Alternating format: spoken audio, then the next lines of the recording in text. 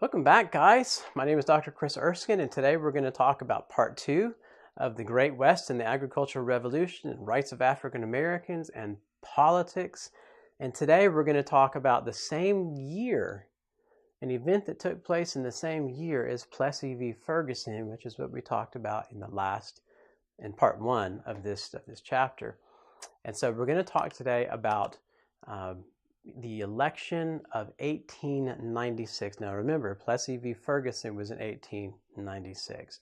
So today we're going to talk about a presidential election, because this comes down to who's going to govern the country, the rich people or the people. And in the end, we'll find out what happens. So in the election issues of 1896, we're looking at this first slide. We see William Jennings Bryan is running as a Democrat, and William McKinley is running as a Republican. Now, William Jennings Bryan is pro-people, meaning he's not for big businesses. William McKinley is for big business. William Jennings Bryan is for silver standard. William McKinley is for gold standard. Now that means that money says that you can take this to a bank and you can get gold, or you can get silver. And you can imagine if there's not as much gold, money's going to be worth more, and that means there's going to be less money, because what do? If you don't have as much gold, you have to have less money. William Jennings Bryan wanted to have low taxes, and William McKinley wanted to have high taxes. Now, high taxes were important for businesses, because if I'm importing, it's the same thing today in the United States and China, and the United States and China and every other country in the world, that if I make something here in the United States for, let's say, this remote control, for example, I'm using this remote control to control my computer, my PowerPoint behind the camera. And if I want to say this remote control, let's say it costs me $3 to make this remote control in the United States. But let's say that this remote control can be made in China for only $1, and it probably is made in China.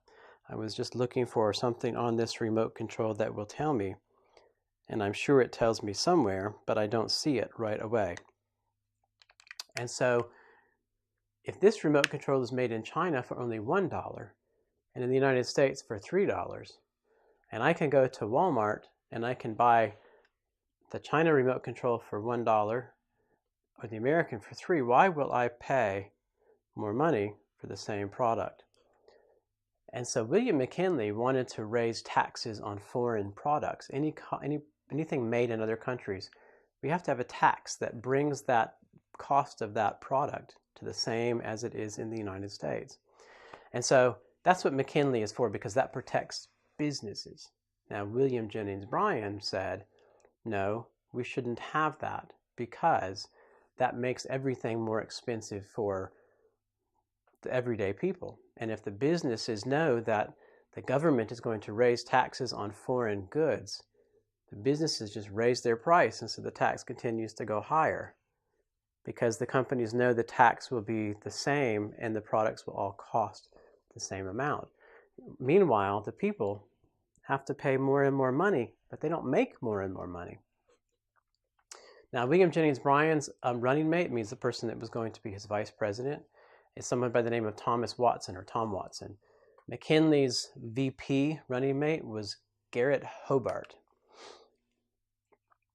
Now, on the next slide, we see that William Jennings Bryan, he's a Democrat who had rejected or repudiated the sitting president's ideals.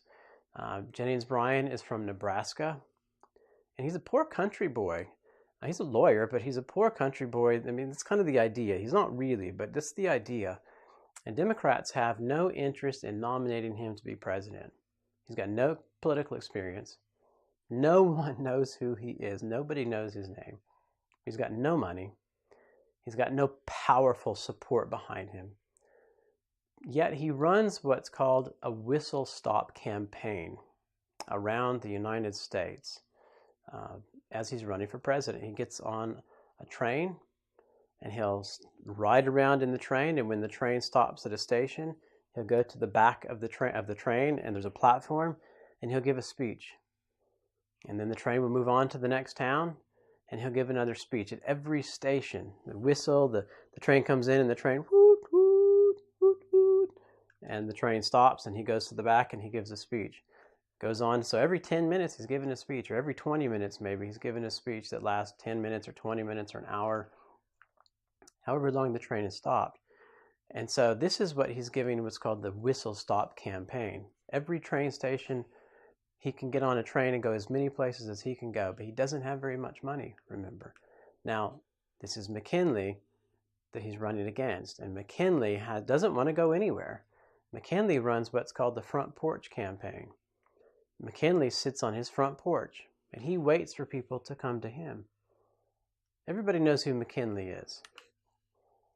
On the next slide, we see this. This is a William Jennings Bryan quote, and that's a picture of him on the right. He says, "You shall not press down upon the brow of labor this crown of thorns. You shall not crucify mankind upon a cross of gold." Now, that's a really packed statement. And so the cross of gold, cross was there was a cross that Jesus was crucified on. And so he's saying that you cannot crucify the people of the United States on a cross just because you want to make all money backed by gold. So he's using words to create an image here. And when Jesus was crucified, he was put, a crown of thorns were put on his head from rose bushes, you know, the sharp things on the rose bush, and it would hurt and it bled. And so this is William Jennings Bryan. You shall not press down upon the forehead of the working man this crown of thorns, these hard things that you want the government to do. You shall not crucify them like Jesus on a cross made of gold. So this is called the cross of gold speech, and it's much longer than just this one sentence, but very symbolic of how workers who felt that they were being abused by the big capitalists, very symbolic of how they felt. So President McKinley is in office from 1897. He wins. William Jennings Bryan does not win this election. President McKinley is in office from 1897 to 1901. He's a Republican. He's from Ohio. He was a Civil War soldier. He spent $4 to $7 million on the campaign. But William Jennings Bryan spent only $650,000, not very much. J.P. Morgan and John Rockefeller gave a lot of money to President McKinley's campaign.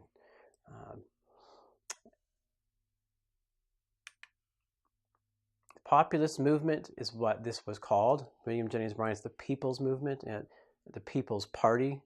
The Populist Party. And the word populist in English, we sometimes say that someone is popular or people like them. It's this word that comes from Latin, and populist is another word of the same root that comes from Latin. And it's the People's Movement. And it fizzles out after this election is over.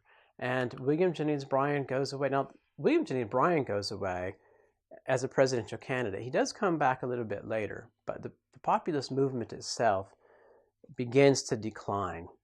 And even though the movement declines and we don't ever have a populist president, the ideas that the populist movement puts out there are important, and they do become part of what America is today. Organized labor, for example. And today, money is not backed by gold or by silver. And so, looking ahead from this election in 1896, we see that by 1919, the progressive movement, or what started as the populist movement, it really does accomplish a lot of the things that they set out to do. There's an income tax. Taxed as rich people then, and they really didn't tax too many normal people. It was just really for rich people. They create a Federal Reserve to stabilize the economy, and they got rid of the gold standard. There's a direct election of senators, which is also important, and we'll talk more about that in another chapter. Prohibition, which ends the ability to drink alcohol, and they give women the right to vote. And so the populist movement is a big deal, but it's not immediate. It takes about 20 years for this to actually all play out.